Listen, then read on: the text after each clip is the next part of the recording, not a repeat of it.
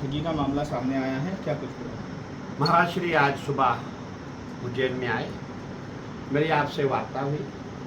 महाराज श्री ने कहा है कि मुझे आचार्य महामंडलेश्वर बनाने के नाम पे पैसा लिया गया है। अब मैं आपको क्या बताऊं, पैसा वही दिखाया जाता है जो शो में हो, जो शो में न हो उसको आप कैसे दिखाएंगे। तो कहने का मेरा ये तात्पर्य है कि महाराज का 8,90,000 कुछ रुपया है जो उसने आचार्य महामंडलेश्वर के नाम पे लिया था। देखिए हम संत हैं, कभी भी कुछ छोटा बड़ा गलती हो जाए कोई दिक्कत नहीं, लेकिन ये कोई गलती नहीं है।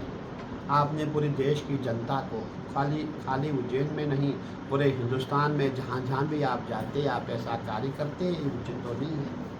संत ऐसा काम करें, इसको आप बर्दाश्त कैसे करेंगे, क्योंकि पूरे संत समाज पे धब्बा है। और हम चोरी करें, चकारी करें, चीटिंग करें, और वो भी इसका सबसे जो ज़्यादा केस है संतों को ही चीटिंग किया गया है। क्योंकि जिसको ये जानती है संतों की कमजोरी क्या है, संतों की पोल क्या है, उनका फ़ायदा इसने उठाया और अपने बच्चों को पाला। अभी मुझे पता लगा, अभी परसों की बात है, बोले गुरु जी आपने जिसको बनाया है वो तो शादीशुदा है, उसके बच्चे हैं।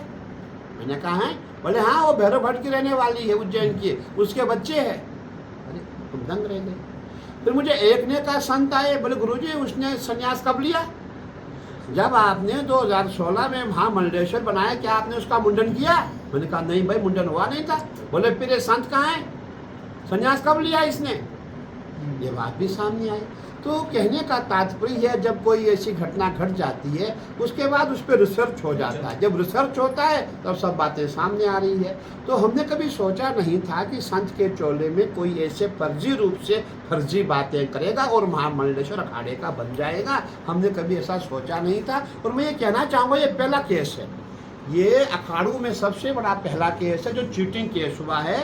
बल्कि इंदौर में एक बार हुआ था, इंदौर के महाराज ने पैंट शर्ट पहनी थी, अखाड़े से निकाल दिया गया था। परंतु ये पहला केस है जो महामंडलेश्वर होके भगवान का पद प्राप्त करके, गुरु का पद प्राप्त करके वो जो है चीटिंग कर। क्या कार्रवाई करेंगे महाराज जी अब? देखिए कार्रवाई हमने कर दी है, जो हमारे हाथ में थी उसको हमने अखाड़े से निष्कासित किया है। लेकिन देखिए ये बहुत बड़ी गैंग है और इन पे दबाव बना हुआ, आज तक भी इनको पुलिस नहीं उठा पाई है। तो अब मैं क्या करूँ? तो संत समाज इसके लिए क्या करेगा? नहीं संत समाज तो क्या करेगा, हम तो देख रहे हैं कि पुलिस इसको उठाएगी और क्या देखेंगे। महाराज जी इनके साथ में और भी लोग जो इनके चेले चपाटी हैं वो भी इस मामले में पूरे। देखिए जो इनके साथ जो इन्होंने संत बनाए हैं, जो 5-6 माइयाँ इनके साथ रहती है, मैं ये कहना चाहूँगा कि असल में उनको दीक्षा देने का अधिकार नहीं था, क्योंकि अब पता लगे, हमको पता लगा है। तो अब जो जिनको दीक्षा दी गई है उनको हमारा जो मौन तीर्थ धाम है, हमारे वहाँ के पीठाधीश्वर मेरे बगल में बैठे हैं।